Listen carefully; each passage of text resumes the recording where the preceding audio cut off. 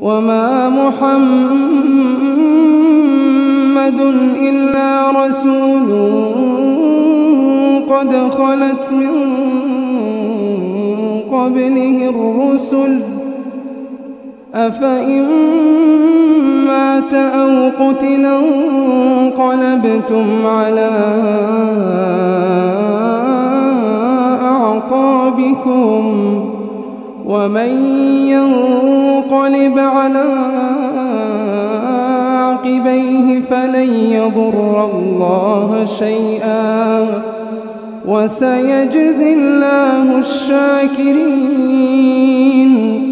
وما كان لنفس أن تموت إلا بإذن الله كتابا مؤجلا ومن يرد ثواب الدنيا نؤته منها ومن يرد ثواب الآخرة نؤته منها وسنجزي الشاكرين.